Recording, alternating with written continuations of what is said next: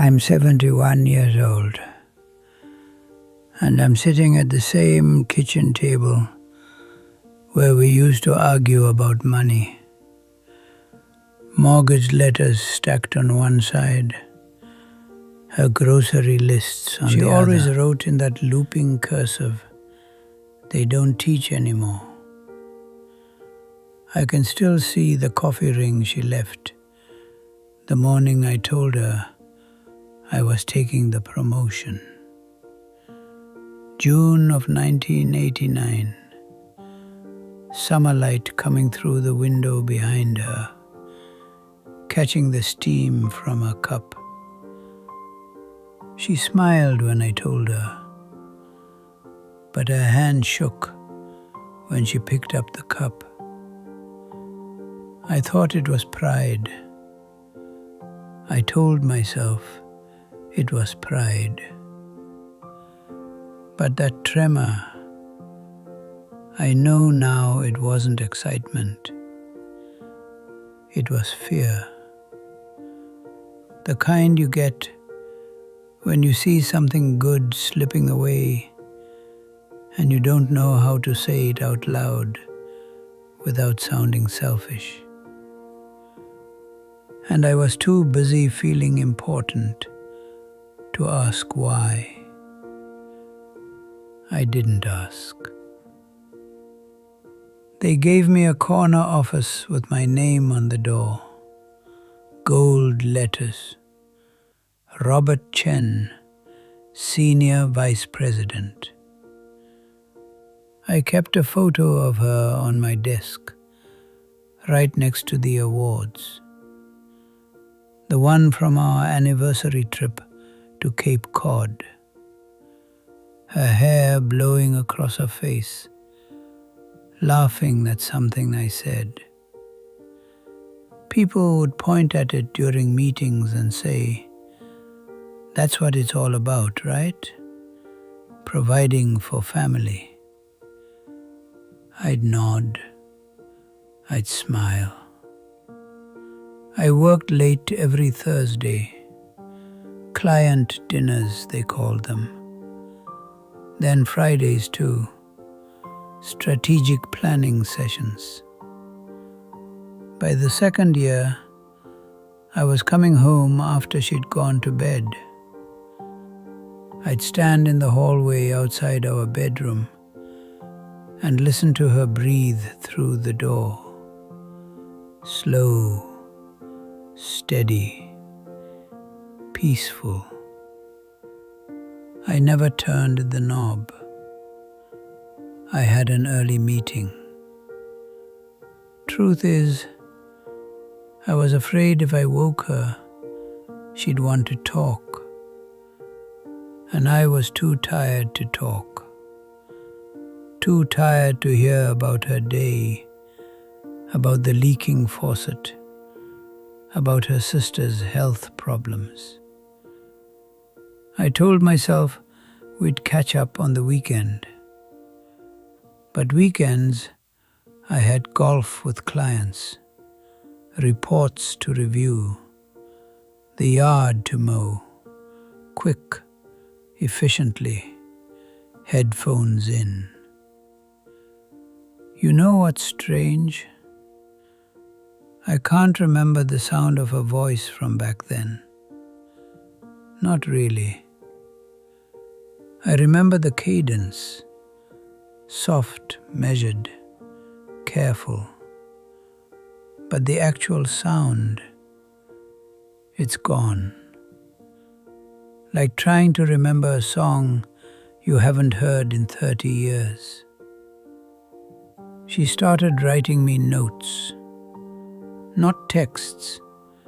We had just gotten our first cell phones, those old Nokia bricks.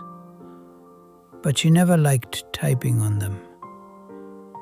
She wrote actual letters on cream-colored stationery she kept in the desk drawer, folded and left on my pillow. "I miss you," one said. Just that. 3 words in blue ink. Another, "Can we talk this weekend? Really talk?" I kept them in my briefcase. Told myself I'd respond when things slowed down, when the Henderson account closed, when Q4 numbers came in. When.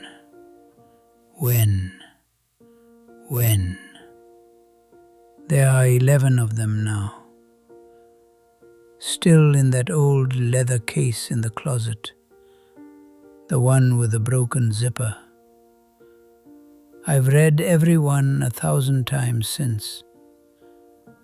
But back then, I skimmed them in the car on the way to the office, read them at red lights, and drove to the next deal, the next meeting, the next thing that felt urgent. I thought love was something you maintained, like a car. Change the oil, rotate the tires, maybe wash it on Sundays. I didn't understand you had to feed it daily, in small ways, in presence, not presence. She stopped writing the letters after the 11th one. I noticed somewhere in the back of my mind, but I also felt relieved, like I'd been let off the hook. One less thing to feel guilty about. I didn't realize then that when someone stops asking for your attention, it doesn't mean they don't need it anymore. It means they've stopped believing they'll get it. The call came at 2 a.m. on a Tuesday in March. 3 years ago now. My daughter, voice tight. "Dad, Mom collapsed. We're at St. Mary's." I drove 70 miles an hour through empty streets, still wearing my pajamas under my coat.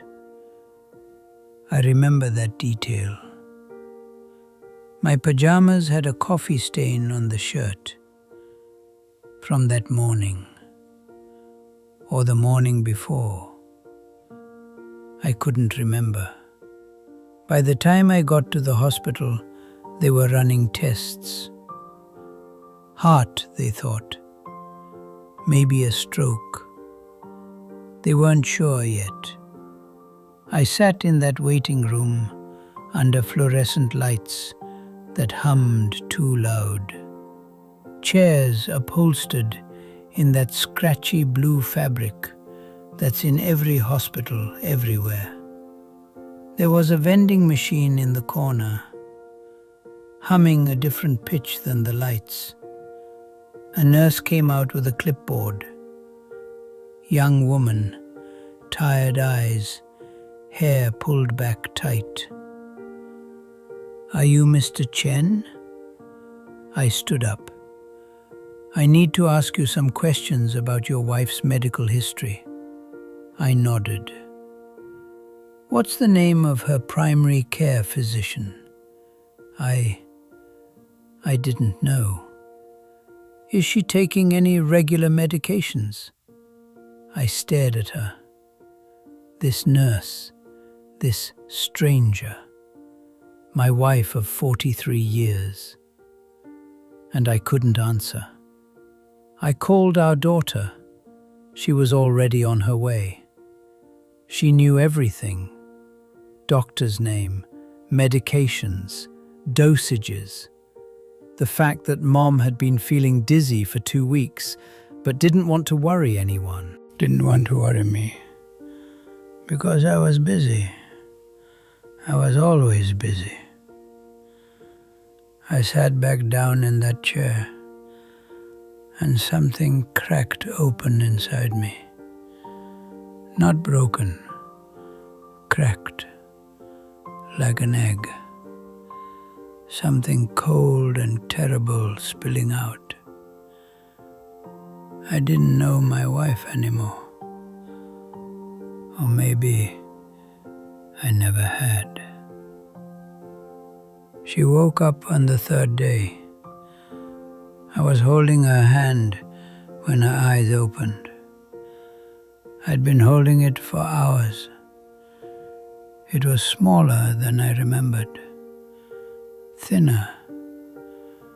When had her hand gotten so thin? I started crying right there. Tears and snot and words tumbling out, half coherent, apologizing, promising I'd retire, that we'd travel like she always wanted. Italy. She always wanted to see Italy. The Amalfi Coast. We'd go. We'd finally go. She looked at me for a long time. The monitor beeped, steady, rhythmic. Then she said, "You're a good man. You always were." Not "I forgive you," not "it's okay," not "I love you too," just that. You're a good man. She closed her eyes again, squeezed my hand once, gentle.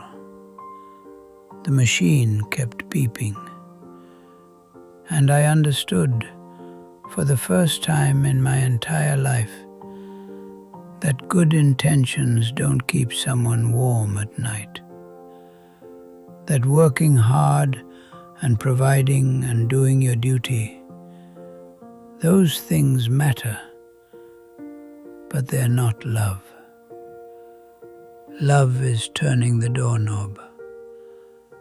Love is reading the letter that day, not next week. Love is asking, "Why is your hand shaking?" and waiting for the answer. She died 16 hours later, massive hemorrhagic stroke. They told me she didn't suffer. They tell everyone that. Those were her last words to me.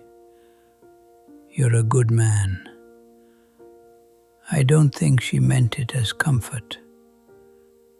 At the funeral, people told me I gave her a beautiful life. I nodded. I shook hands. I accepted casseroles and sympathy cards with flowers on them. I stood next to a casket I paid for with money I earned missing her.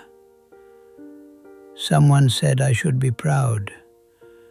That the big house, the cars, the fact that she never had to work, that was love too. Maybe. But she would have traded all of it for me coming home at 6, for me asking about her day and meaning it, for me being there in the small, unglamorous, ordinary moments that don't feel important until they're gone.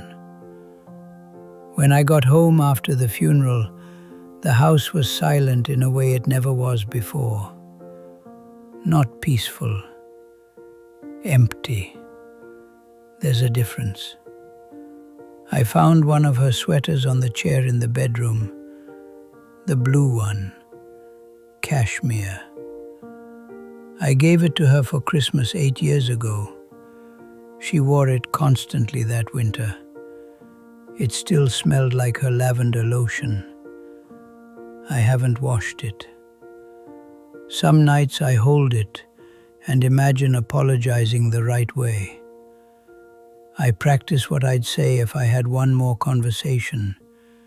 If I could go back to that kitchen table in 1989 and see the fear instead of the smile.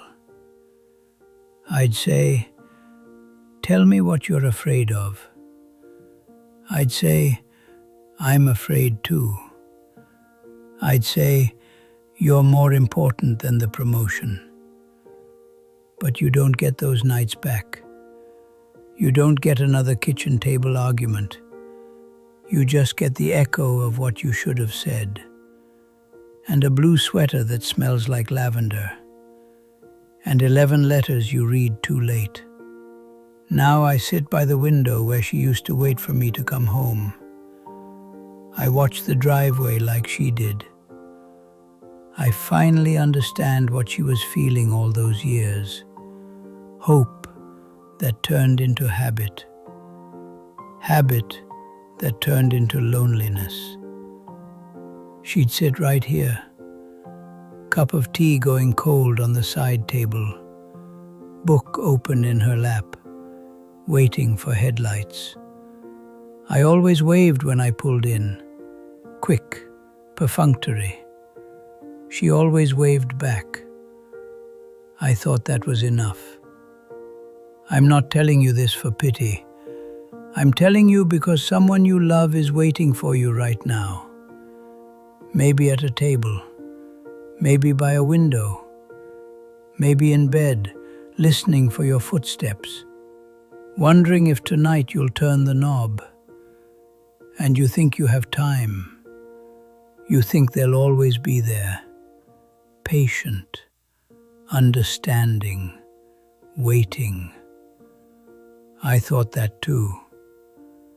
I had 43 years, and I wasted most of them chasing things that don't sit by your bedside when you're dying. Things that don't hold your hand. Things that don't write you letters in blue ink. Don't learn this the way I did. Don't wait for the last words to realize you should have been listening all along. Turn the knob. Read the letter. Ask why her hand is shaking. Before all you have left is a blue sweater, and the rest of your life to sit by the window, alone.